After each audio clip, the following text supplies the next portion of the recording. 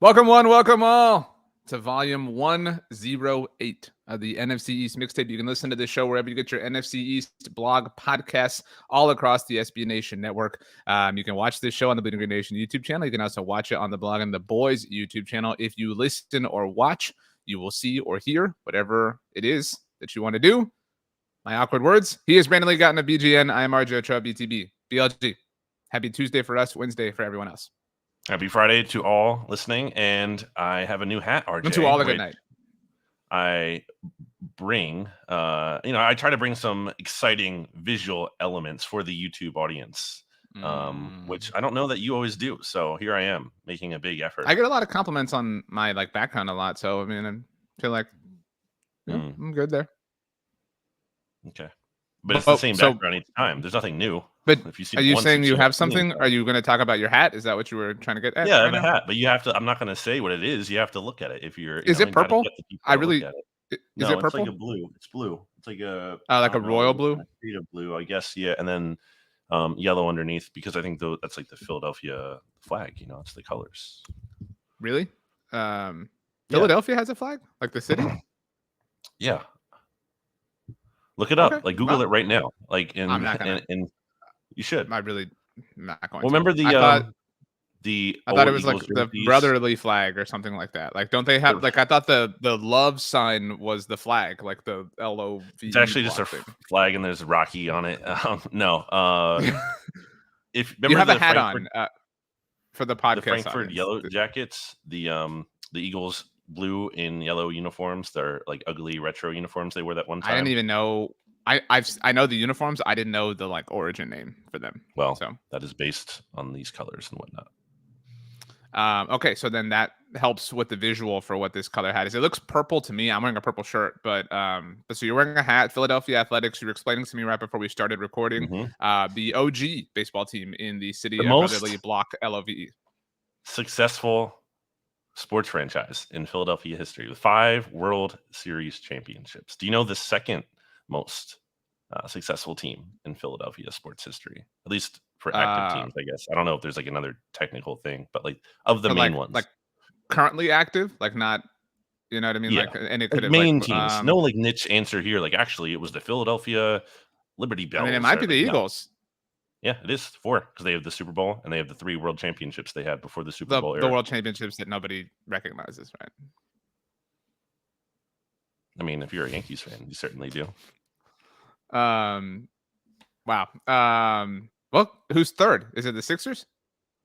I don't know, but we're losing steam on this, so let's keep it moving. Wow. I'm wearing a purple shirt.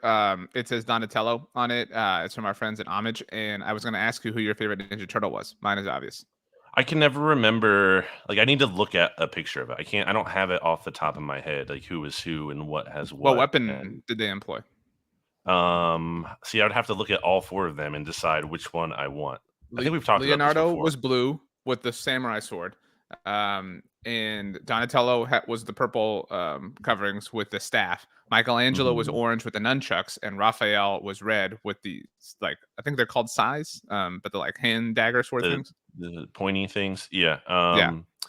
Man, I'm looking at them all. I do love the TMNT, like arcade game. That one, also the X-Men game.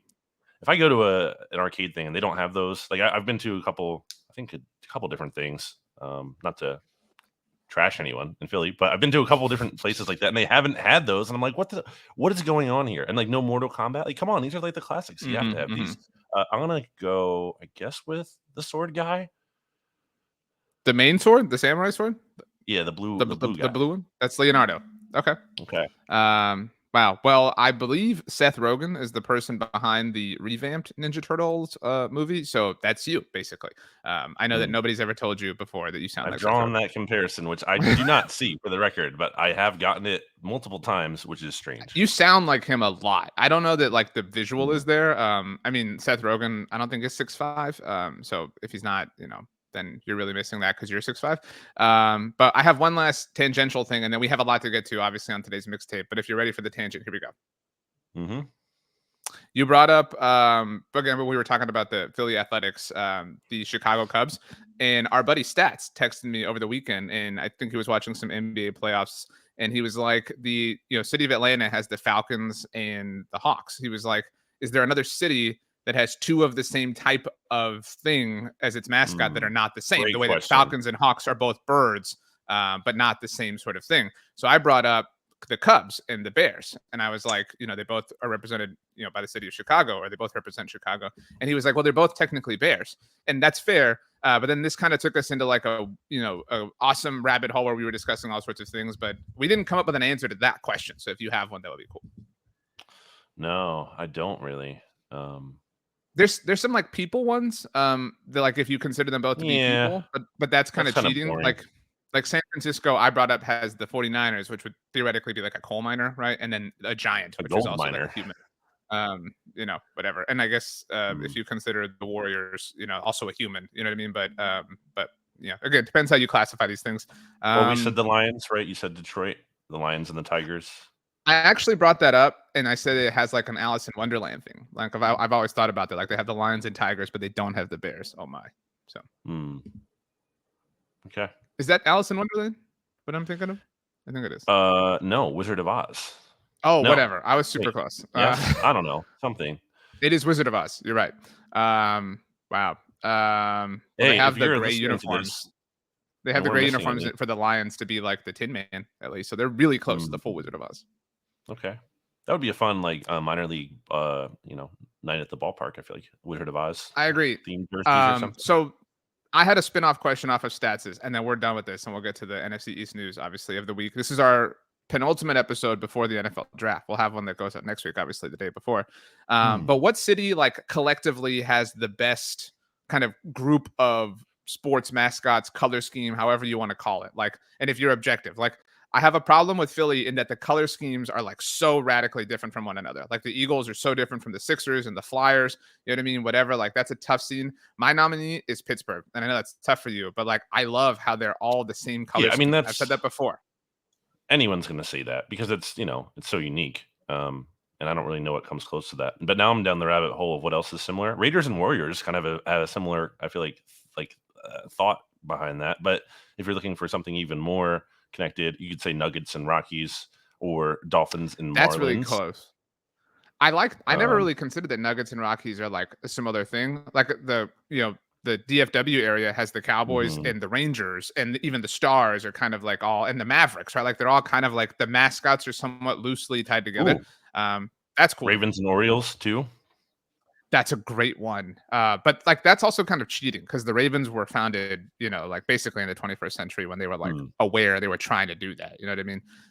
Okay. You could also say Capitals and Nationals in Washington. Yeah. Like DC. Wait. And now I guess Commanders. Yeah. You know what I mean? To make Capitals. An NFC East. Yeah. Okay. Yeah. I'm looking at an old list here and it still has them as the Senators, I guess. Yeah. So you could go Capitals, Nationals, and Commanders. Like those are all obviously tied to like, I would say like governmental positions, but like, they're all related to like it being the nation's capital. So, yeah. My last admission here on anything, or I guess it's an admission, but so forever, I never understood why people called the Pittsburgh Pirates the Bucks or like the Buccos, right? Like that's what people refer to them as. And then it finally like hit me one day when I was watching a Bucks game. I was like, oh, I was like, they're Pirates. Like that's why, like that's what's happening here. So, yeah. Wait, what? My little admission. Wait, what? Today. What was the? I don't understand how it connected for you.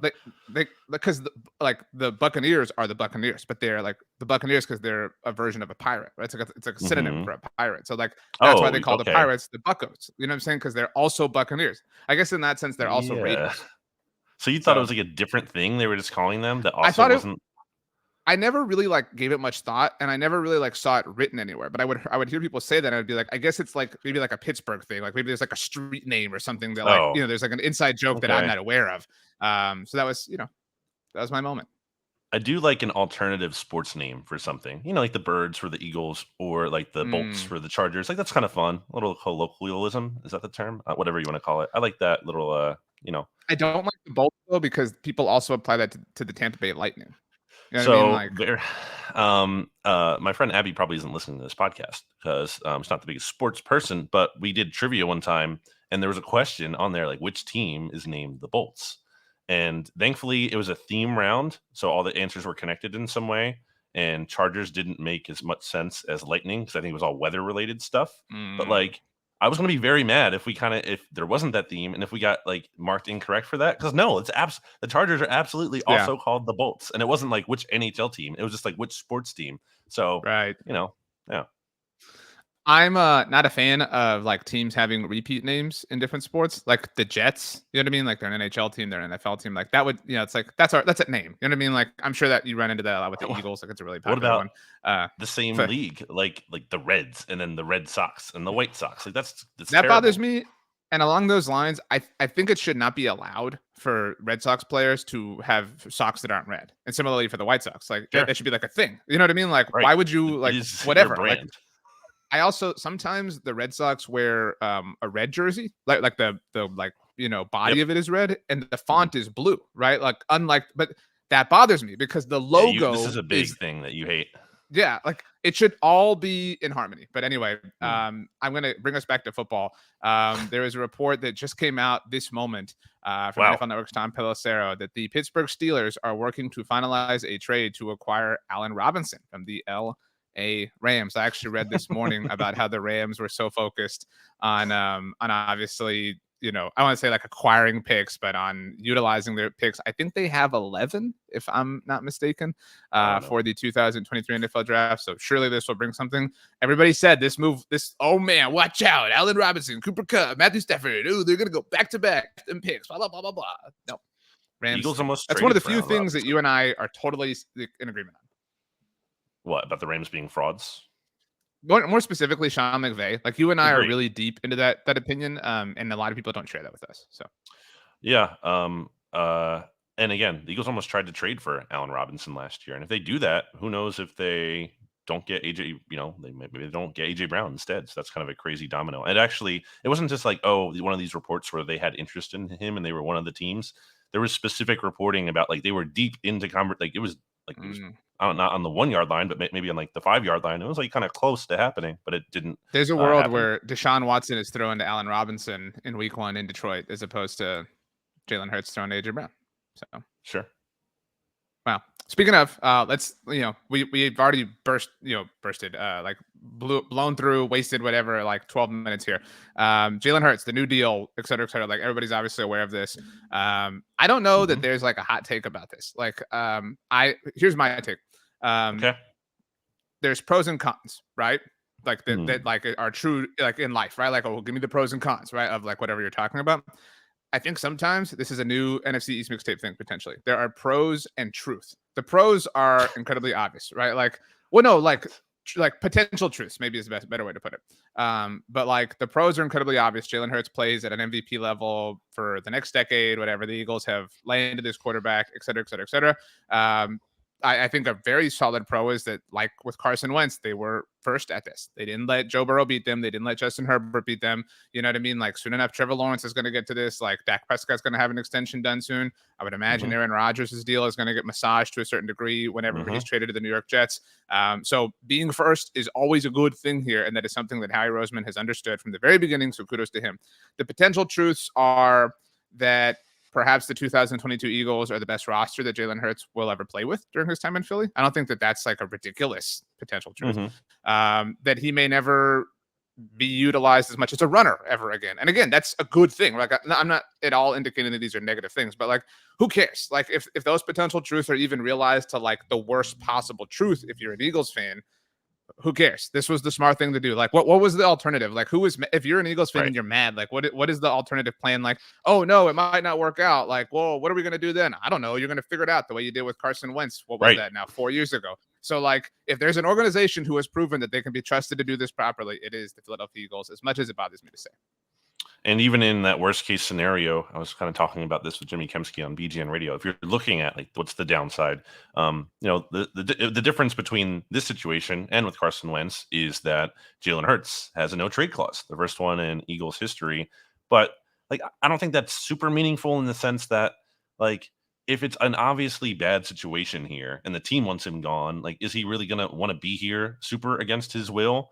Obviously, he would have control over where he would go because he'd be able to veto anything. But there could be a situation in the worst case scenario where he realizes this isn't where he wants to be and he could waive the no trade clause and they can figure something out. And I don't think that's likely, but if we're just accounting for that kind of disaster scenario, potential truth is the trademark phrase. I don't know. When it comes to the deal, yeah, I mean, getting it. The fact that there's no drama is crazy when you think about like Lamar Jackson. Even you being very familiar with Dak and playing on the tag and everything, Kirk and Cousins, even the Daniel Jones thing yep, had a lot more drama than this. sure. And I think that is kind of so. It's not a team friendly deal in the sense that it's the most expensive contract in the NFL. But Jalen Hurts could have gone for 3 or 4 years. Like he could have pushed for that, a short term deal, and then so he can get another big contract in just a few seasons from now. He said went 5 years, which is longer. Again, Dak only got 4, right? He went for more years, and I also think you can say that he didn't try to maximize his earnings at every turn. He could have. He could have played out this season. And you talked about like what else were they going to do? Yeah, like so if you didn't want to give Jalen Hurts this payday, you wanted him to play out his final year of his deal. Like you think that's a good vibe when he's like the leader of the team, and like it wouldn't happen. Like you just don't leave. Like it's just a bad sign when you're kind of putting your quarterback in a spot where they have to prove it again in a contract year. So I just think it made a lot of sense. The fact that there was no drama with it is great for the Eagles, and now they can just move on. And everyone likes to point out the low cap hits, which I think is fair to some extent, because I'm sure you saw those tweeted out from Adam Schefter, and they're very manageable over the first 4 years. Eagles are obviously kind of, I think, at the forefront, it's fair to say, when it comes to kind of like some creative cap maneuverings and whatnot. I do think people go a little overboard when it's like, Howie's a magician. It's like, well, yeah, these are lower cap hits in the first 4 years. And then in like 2027, which is admittedly a far time, it's going to be like $90 million, it's like 86 million, yeah, which clearly, obviously, it's not going to be that high when it gets to that point, because they will continue to restructure, assuming he plays well and he's not off the team and anything. So, like, I think it's a fine move, but it's not like 40 chests and like this is incredible. It's smart, but I don't think it's like unthinkable. So all around though, he's locked in. And I think one thing you said in terms of the two big things we have to figure out here are like things I think he can kind of maybe improve in is finding a way to maybe get that carry number down. I'm not saying you want to neuter his running ability, but maybe you have to kind of make sure he's not getting hit as much. I would bet all the dollars in the world. I would bet all of Jalen's dollars that he's not going to be running the ball as much, especially now that this is his contract. I don't know. It's hard to say because this is who he is, but this is also another big. So two things here. Number one, you're paying for a proven player. This is a lot of teams are handing out deals to these big money contracts to guys, and let's say like Herbert gets one. He hasn't even made the playoffs.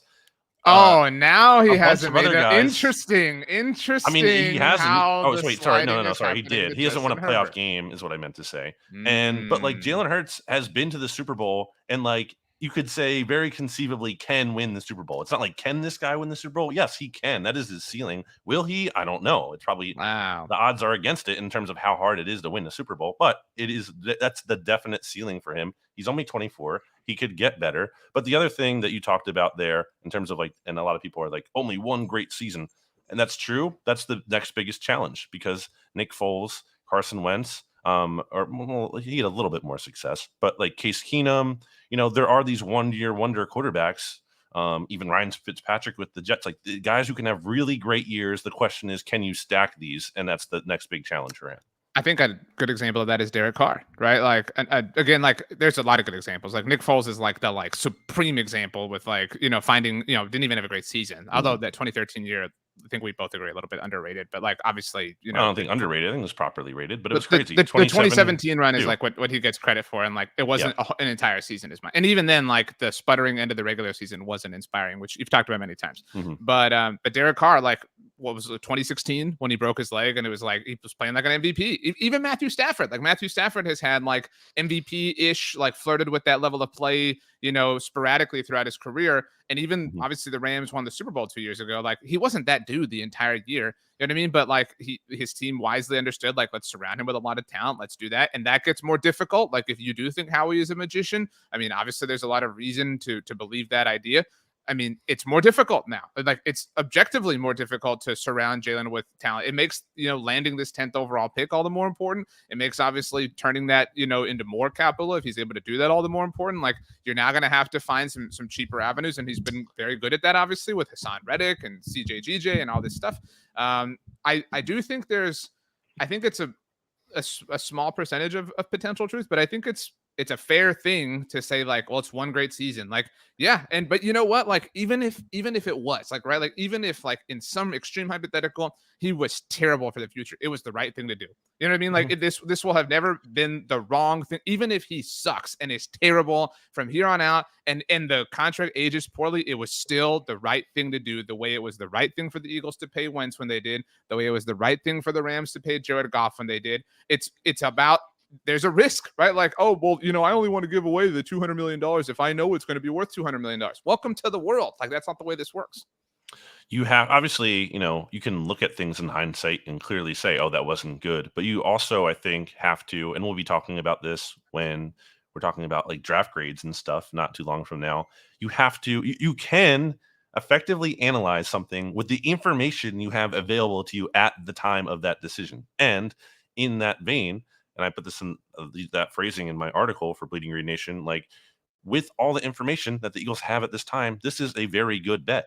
It doesn't mean that, like, the contract can't age poorly if Jalen Hurts goes out this season and, tears both ACLs and, like, he can never play football again. But, like, that could happen to any player at any time. Like, that's not unique to Jalen Hurts. He doesn't even have an extensive injury history. Obviously, he has missed a few games, and that's something you have to worry about. Again, I think about the hits and everything accumulating. But on the whole, I don't think anyone is really debating this. This kind of feels like a fake argument to me. I don't see a lot of people, like, railing against the Hurts contract, right, because except the Wentz stands.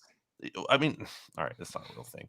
And he played so well in the final game of the year, like, very feasibly could have won Super Bowl MVP, even in a loss, with, like, almost that good. He shouldn't have, and I don't believe in that. But I'm saying, like, he was approaching that kind of level of play where you were left with no doubt. Like, we're not like, oh, is Jalen Hurts the guy? Like, no, that's not a question at all. I think that question had been answered before then, though. Like, and I agree. I think the fact that, the Eagles didn't win a game without him, right, like, is a big indication of that, right? Sure. Like, I mean, there's a lot of, like, weird ways you can make that argument. So it's the right thing to do that they did it, that they beat Burrow and Herbert and a Dak extension and whoever else. Like, again, it will probably actually age poorly. Like, however you define the word poorly, it's like, people say this all the time, but it's like driving a car off the lot. Like, it is going to immediately depreciate. You mean age well for the Eagles, not so well for Jalen Hurts, right? Like, I don't know. I mean, like, it's hard to live up to, like, a massive amount of money. Like, it's hard for the only player in the NFL who is, like, paid an absurd amount of money like this, that I feel like people are like, oh, absolutely slam dunk, totally worth it, is Patrick Mahomes, right? Sure. Like, and so, like, oh, if you're the, like, unicorn, then it's totally worth it. But, like, do you think, Rams fans feel like Matthew Stafford is worth it? I can tell you there are Cowboys fans who feel like Dak Prescott isn't, right? Like, we could go on and on, even Packers fans with Aaron Rodgers or whoever. Like, we can go on and on. Russell Wilson's new deal that he got a year ago. Like, it's just the way definitely not. It's the way that this goes. So, like, you have to understand this was it's a calculated risk, and this is one that made sense for the Eagles. And so, again, I agree with you. I don't think anybody's, like, really upset about it. This felt pretty, like, well received by most people. It's just an absurd amount of money. Sure. So it just kind of is what it is. But I did see, and this brings back an opinion of mine, AJ Brown had tweeted, like, or I don't know if he tweeted or whatever it was, like, yeah, if you were going to get rid of this guy, just send me with him. That was my thing. Like, how you going to maybe move on from Jalen Hurts after you brought in his buddy? So I think I get reverse validation for that. Oh, you refused to give me props at that time. If he stunk, I don't know that he'd feel the same way. No. He played extremely well. Of course he's going to feel that way. It's cool. We all agree. RJ was right about AJ Brown all along. Never said anything that was incorrect about AJ Brown. So. I do want to ask you, what do you think this means for Dak now? If we're going to pivot off of the Eagles angle. Dak is likely going to get an extension this summer. I mean, I would assume, or at some point between now and the start of the regular season. It would behoove the Cowboys to beat anybody. I've said that all along. Mm-hmm. And you brought up, like, oh, do you want to send Jalen into a contract year? The Cowboys did that with Dak, not once, but twice. They sent him into 2019 on the final year of his rookie deal, and they sent him into 2020 on the tag. And to address that point, like, what is that like if you're a fan? Like, oh man, I hope the team wins, because if the team wins, then he sucks, and then you suck, right? Like, and right. I hope the team loses. Well, then he's going to play really well and, like, have them in a corner, and that's what happened to Dak, even though he got injured. And Dak has proved that like the quarterback can get injured and still get like a record-setting deal. You mentioned he only got a 4-year deal. That was a win for Dak, and it was because he played the 1 year on the tag. I guarantee you, if they had gone to him with a market deal along the lines of Wentz or Goff, and this isn't like insider knowledge, just my own assumption. I mean, in 2019, he would have been way more likely to take it. I mean, but they didn't, and they played it wrong, and they were wrong, and they had to pay more in the long run. And so I think Dak is going to get an extension. It would be wise to beat Herbert and Burrow, as obvious as this is.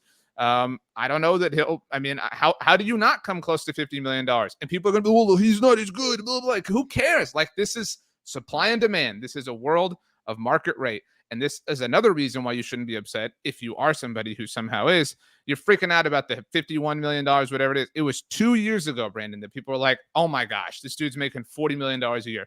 That has literally grown by over 25% in 2 years' time. Like you blink and it is. I mean, that's what I'm saying. Like the market only goes up. Somehow there are people who still don't understand this. I think Wentz literally signed for like half of what. So he signed for something 4 or 5, maybe 128, and Jalen Hurts nearly doubled that at 255. So like that's crazy, and that's just 4 years. So yeah, definitely agree on that point.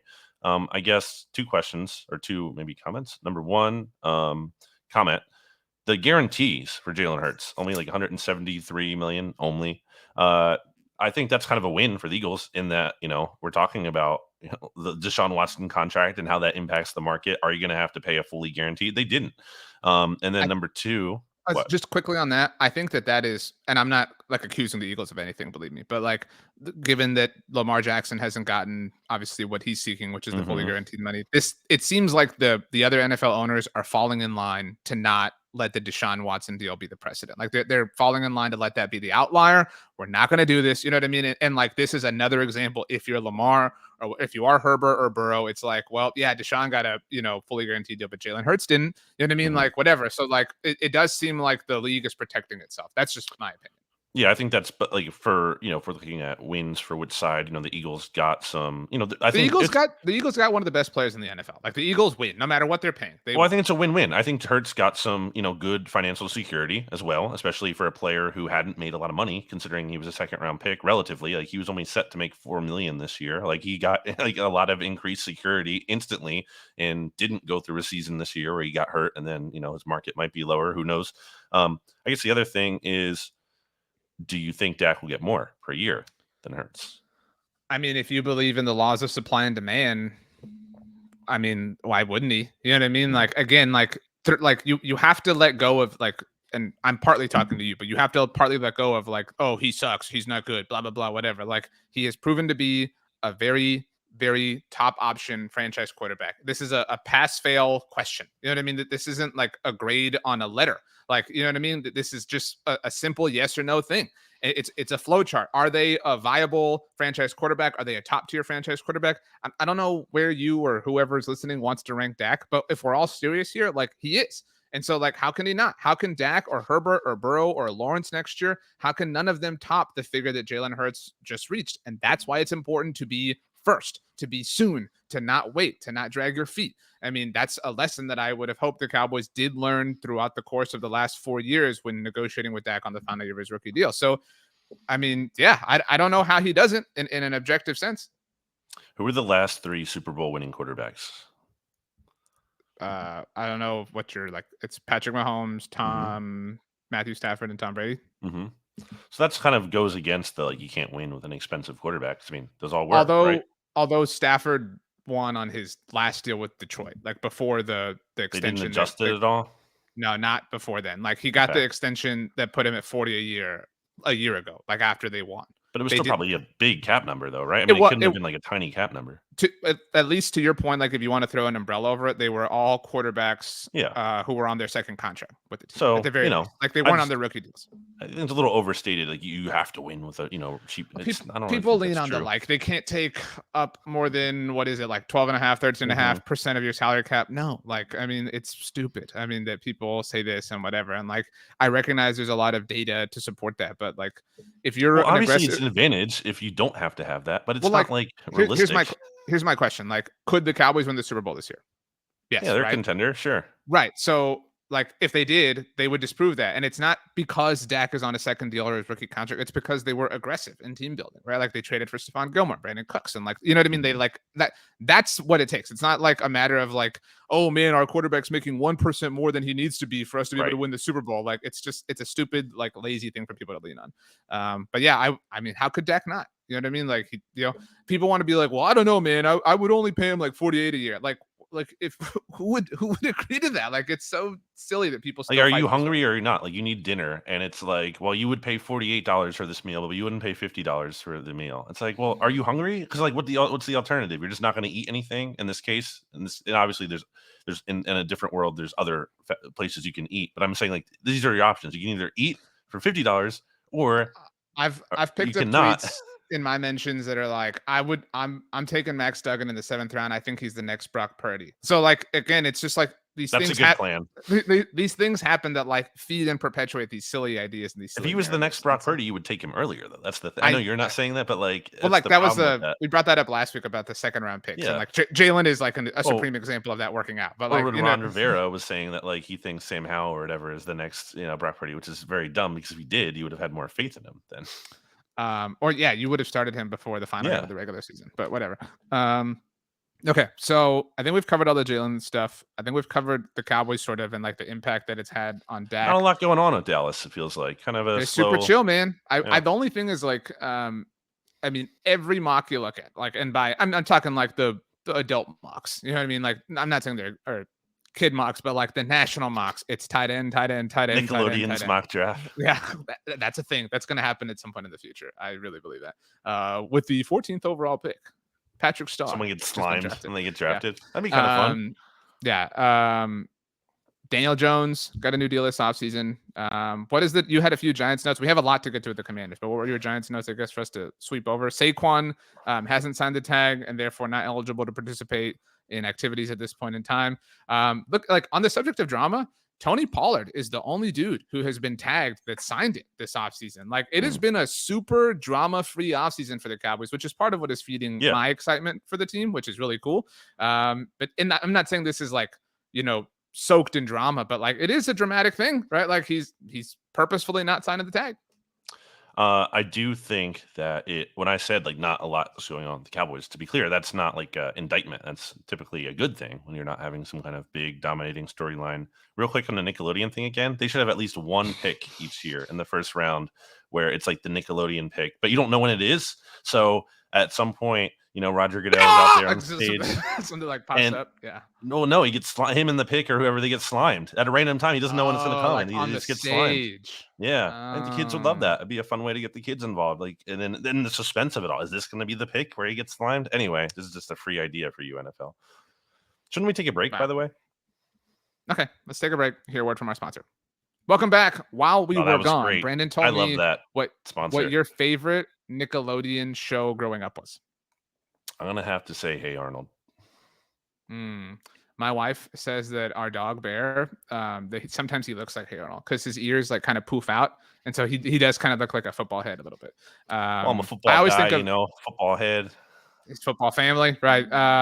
I always make the reference to it might be the first episode of Hey Arnold when Arnold's going to fight like the bully and Helga Pataki is like just reminding him of his like impending doom, and she's like outside of his building and she's like 21 hours and 16 minutes until you die, whatever. So I always think of that episode.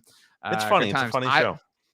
I will go Rugrats as far as like youthful stuff, but when I got a little bit older, there's some, Rocket scary Power. episodes of Rugrats, like creepy, like the one where Angelica, her little brother, she remember she dreams that her parents have a little brother and it like eats her. So I don't know. It was scary. It was a scary episode. I will say there was an episode that startled me. It's when Chucky ingests a watermelon seed and he's like led to believe that a watermelon's gonna like grow in him and like through him. So that's a scary thing. Rocket Power is up there for me as well. Okay. Woody. Who didn't like Rocket Power? Yeah, exactly. Anyway,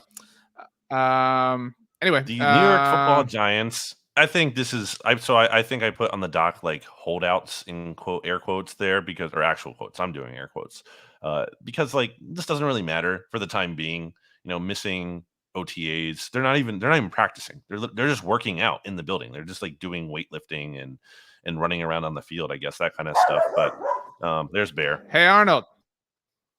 Um, that was cool. Yeah, that's what I'm saying. We don't really have a lot to get to with the Cowboys and Giants this week, so we don't have to waste any time. Well, the only thing is, I think the Dexter Lawrence situation will be resolved. I think they'll find a way at some point to get on the same page and pay him. But the Saquon thing's a little more tricky because of the nature of his position, and the Giants were so insistent about like getting this deal done with Daniel Jones so they could have the franchise tag for Saquon, and speaks to they only kind of are comfortable having him on that 1-year deal. I think it'll eventually work out, I guess, where Saquon comes back or whatever. But I think he clearly wants that multi-year extension, and I don't think the Giants want to give it to him. I think they want him for one more year, and that's it. Yeah, I mean, and can you blame them? You know what I mean? Like, no. So I don't know. Is Saquon? We're recording this on the 18th, right? Tuesday the 18th. So in 10 days, is Saquon the only running back who was a first-round pick in the NFC East? No. As of next Friday morning. No. So you're saying you're leaning into Bijan to the Eagles. That's not necessarily the case. Could also be Jahmyr Gibbs at either number 26 for you guys or 30 for the Eagles. Right. So I actually saw, or the Commanders could get Bijan. That's true. We're about to get to the Commanders, but it was Peter Schrager's mock draft that he released today for you and I on Tuesday. He had, correct me if I'm wrong, Bijan to the Eagles at 10 and Gibbs to the Cowboys. I rolled my eyes. Yeah. Yes. And like, look, I mean, this isn't a knock on Peter Schrager, but like the like justification that anybody uses for this is like the Cowboys let Zeke Elliott go in free agency, so like they're surely going to replace him. It's like, okay.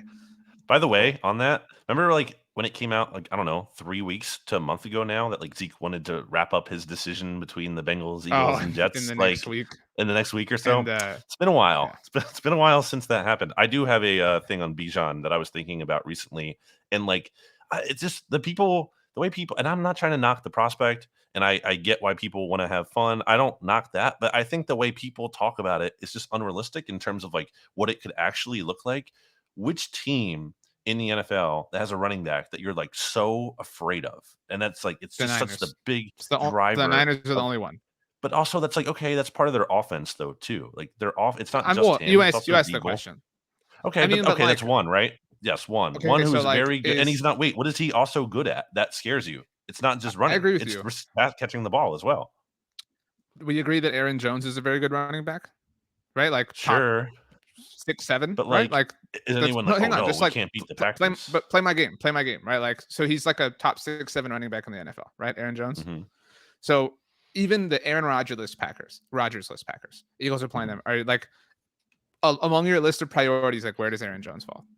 Like 4th, 5th, right? You're like, you know, it's not the game. You know what I mean? Or like Nick Chubb, who's like one of the best backs in the NFL. Like, right. Browns aren't good. Like, you're not scared of them. You're not. I mean, he's a great player, but you're not scared of that team. Jonathan Taylor with the Colts, they didn't even make the playoffs. Like, the Colts are frauds. I mean, like that's why the Colts are frauds. I'm just like, who are these running backs that like, oh, you're definitely afraid of in the NFL? That like, oh, we need this guy because it'll make us so hard to beat. I think we're like slightly biased because of like division stuff, but like Saquon, I think we're like, you know, the Cowboys or Eagles are playing the Giants. We're like, okay, gotta pay a little bit of attention to Saquon. You know what I mean? Like it does kind of wake you up and make you sit up in your chair a little bit. We have 10 minutes. So all right, we have 10 minutes, Brandon. So we have to get to this, and this is related. You tweeted on Monday night that James Harden was playing like an idiot. He's playing so stupid. It's one thing for a player to struggle, like they're doing the right thing, they're just not good. Like he was just like he couldn't dribble. Like, what are you doing? And like dumb passes. It's awful. I didn't watch that at all. I didn't finish because it went to double overtime, but the Dallas Stars game. And like I'm not a Stars fan. Obviously, you know, they're a Dallas team, and so like, you know, I've got no qualms with them. But like I will say back to our color scheme point is like that is like, you know, if you are like a Cowboy Stars fan, you gotta like wear green. You know what I mean? When you hate the Eagles, you know, it's just like a tough scene. You know what I mean? You wish it was a little bit different. Anyway, but you tweeted that out, and James Harden is now sort of connected to the Washington Commanders. At least we think. So it looks like the Harris group is going to. I know there have been some funky, like, you know, like residual storylines or whatever's that have come out in the last week since this kind of came out. But you brought up the analogy of being on the 5-yard line, the 1-yard line. It does feel like we're on the like we're like an Eagles two-point rugby conversion? scrum. Or I was going to say we're like an Eagles rugby scrum away from the Harris Group taking over the Washington Commanders, which is a bummer because now they have solid ownership. I mean, it's a good thing for Commanders fans, and I think we have to address that. But for anybody else, it's like, well, now they're going to be like, not the worst team in the NFL, which is a bummer. But it's a huge deal. It's literally anyone we said this all along. Anyone who is not Dan Snyder immediately raises their ceiling. Like it doesn't mean doesn't mean Josh Harris is going to be a great owner. Also, but it does mean that like it's very likely to be an upgrade because there was just nowhere to go but up. I think we have a relatively young audience, and by that I mean like 35 and younger, and so like we're both younger than 35. But for the I don't know, maybe less inclined with NFL history audience, to people who obviously know that the Eagles World Championships of the like 40s or whatever didn't even really matter. Like once upon a time, the Washington franchise was legit. Yeah, like they were awesome. And not only were they awesome, they were like a legit brand. Like they were like a Tiffany franchise of the NFL. I would put it as far as saying, Brandon, I know this will bother you. They were like an NFL hierarchy. They were higher than the Eagles. I would say it was like Cowboys and Washington as far as NFC East teams. The Giants kind of came up the late 80s, 90s, and obviously the 2000s helped them out. The Eagles have sort of had like a 21st century rise, but once upon a time, it was Dallas and Washington that really kind of raised the sort of reputation of the division. And so like they've got that at their back, and now they've got this like, obviously new coming or incoming like influx of energy. Like they'll be a thing, and that's a that's a tough scene from a competitive standpoint in the NFC East. Yeah, I mean they won what, 3 Super Bowls? They won 3 titles, yeah. Okay, so and they had one of the best teams ever to, I think, I don't know if you have like Pro Football Reference open. I always remember Elliot Harrison bringing this up. I think the 1983 Washington team had a plus 46 turnover differential and lost the Super Bowl. That's wild. You know what I mean? Like that's really, really, really wild. Yeah, so look that up. It's simple as that, really. I mean, Dan Snyder's almost gone, not officially, but he will be probably soon.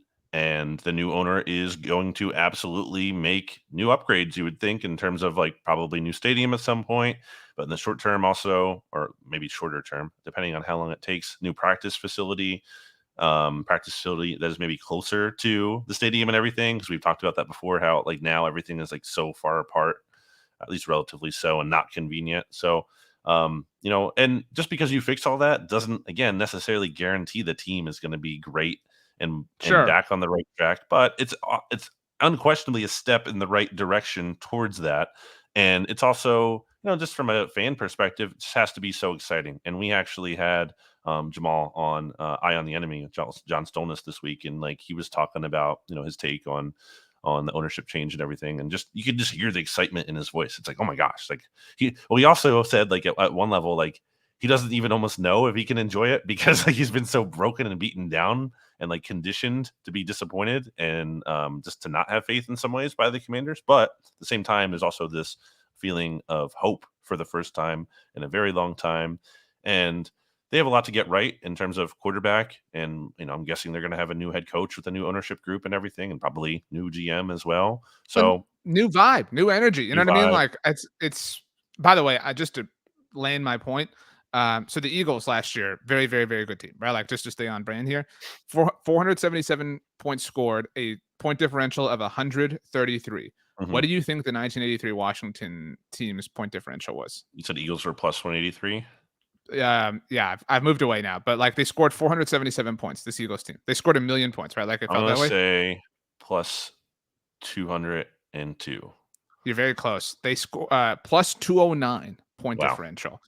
They did have a plus 43 turnover differential. They scored 541 points that year, and they lost this. That's what I'm saying. Like, again, if you're a younger fan or like a newer fan, like this organization was awesome. You know what I mean? Like they like, I can tell you like now, like today, like, obviously like all division rivalries or whatever, but like it was Dallas, Washington. Like growing up as a kid, like it's only been the last, like I would say 15 years that it's become like Cowboys, Eagles within the division. But man alive, like this organization getting back on its feet, and obviously like also like a bad person not having like a good thing anymore is objectively a good thing. And I will say I'm really happy for Washington fans. Like Wow. they deserve Soft. this. Like they deserve this. Like, and No. I want a division. Like it was so fun last year with 3 teams that were in the mix. And even when Washington was kind of like, we had to like, are all 4 teams going to make it? Like bring back the NFC East, or you know what? When it's really good, we can call it the NFC Beast. Well, we came up with that name. Yeah. But, and people get mad about that. And they're always like, no, you didn't. But it's just true. I used to read blogs in the mid 2000s. People were calling it NFC Beast, blah, blah, blah, blah.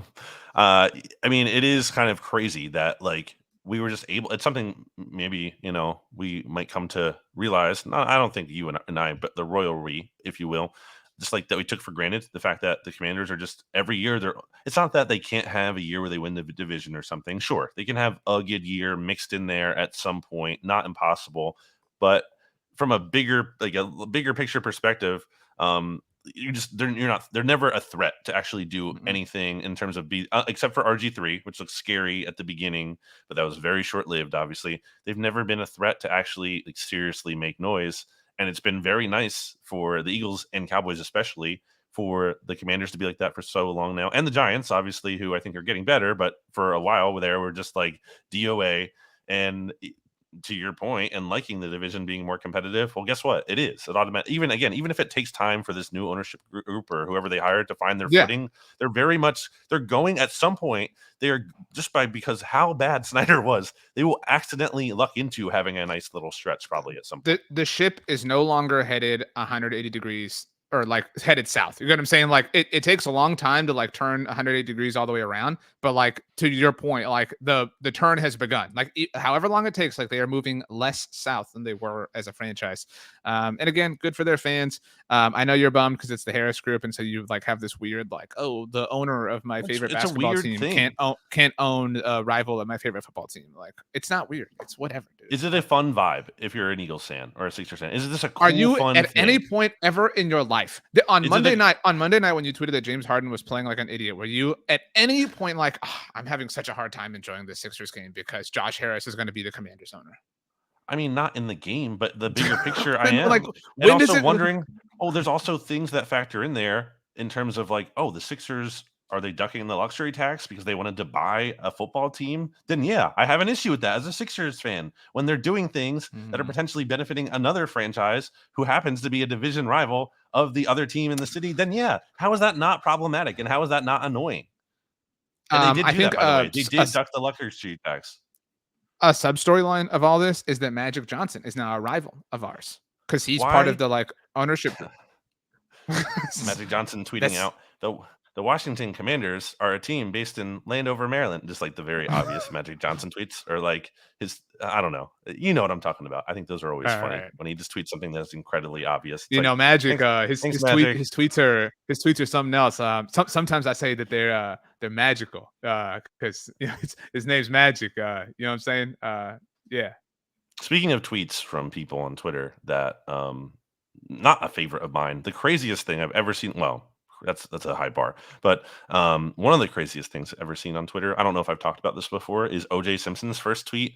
I just think that was insane. At one point in that tweet, which is like a video, because I think he tweets out videos when he tweets, he said something to the effect of, I have a lot of scores to settle with people. No, you don't. Don't say that. Dude, don't say that.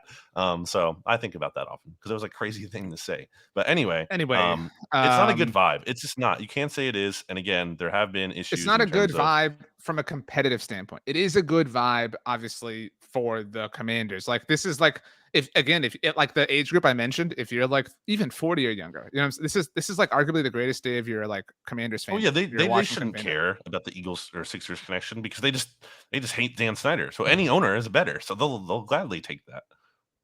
I did see Peter King wrote about this. I don't know if you read this. Because we were Why worried can't you that just Jeff want Bezos, your owner to only own one team and just be all invested in that team? Why is that a bad thing? It's fine to want that. It's weird to be like, this bothers me greatly. I mean, like, that's what I'm saying. Well, that's like, the absence of that. That is the opportunity cost. That is the alternative. Someone whose attention is divided and they're not all in on one team, and you might suffer because of that. We were worried about Jeff Bezos buying the Commanders, obviously, right? That was like our, this is still not great, again, from a competitive standpoint, but Jeff Bezos, who has like infinite money, would have been a little bit worse. Entrepreneur. Right. Born in 1964. Did you read what? We can close with this. Did you read what Peter King wrote about him on Monday in Football Morning in America? So he wrote that it seems like the Seahawks are going to be the next NFL team up for sale. And that can I buy them? NFL, I would love to buy the Seahawks. Well, how much you got? We'll see. It's probably going to take a good $7 billion. So that $50 you talked about for the meal, whether you wanted to eat, maybe you don't eat right now. You know what I mean? Maybe you save a couple meals. You know, you eat a big lunch, you don't get the dinner a couple times.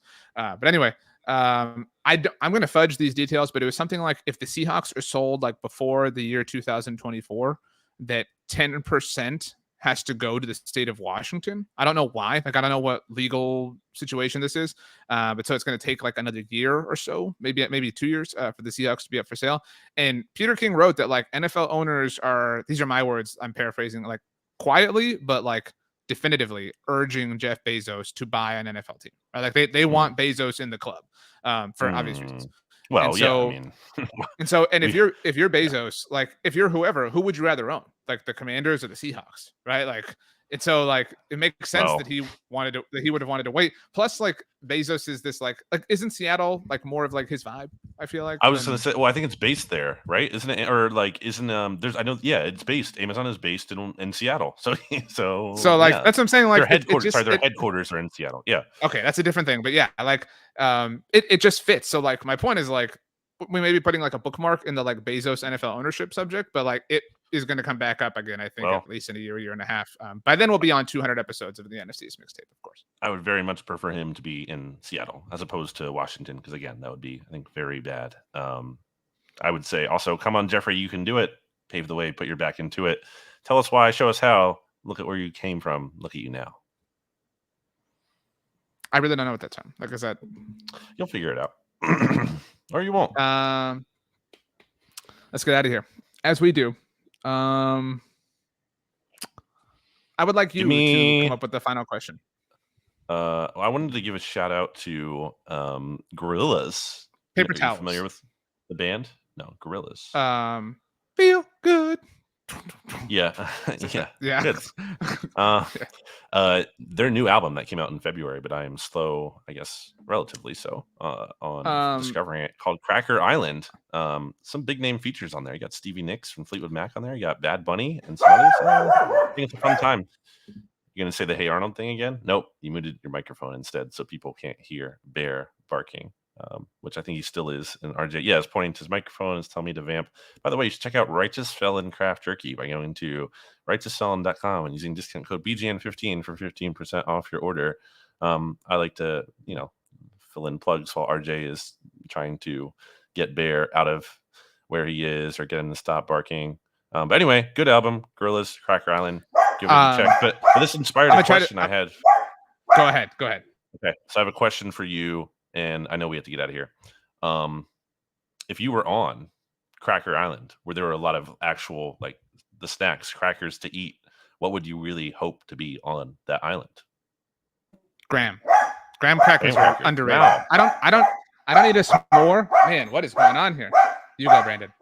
I was going to say my answer. I think that's a creative answer by you, but I would go savory. I just made me think about these. I'd forgotten about them.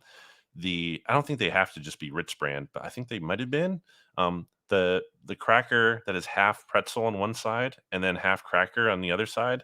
Man, I thought those things were a great time, because I'm not the biggest fan of a plain Ritz cracker, kind of boring to me, or too soft in texture, kind of like more of a satisfying crunch, but the flavor can be nice. So I think if you get that flavor of the buttery Ritz cracker combined with that crunchier and saltier pretzel texture, I think that's kind of a big win. And obviously, I think those are great. You can eat those on their own; they're so good. But you can also have a real nice time with dipping those. So I didn't hear anything that you said. Have you had those? The pretzel cracker, the Ritz, like the pretzel, it's like half pretzel on one side. If we can choose Ritz, cracker, then I'm choosing Ritz crackers. Okay. But I'm gonna be honest. I don't think saltine crackers are that good. Like, what do you like? People put it in like chili, right? Like, man. It's me. You know what I mean? Like, they're not exciting, but I like a saltine. Sometimes. I was gonna say graham crackers are underrated. In fact, like, and Bear was barking, but like, I don't need the s'more. Like graham crackers are really good on their own. You know what I mean? Like, sure. Normalize eating graham crackers as a snack. I did want to bring something up when you brought up the album.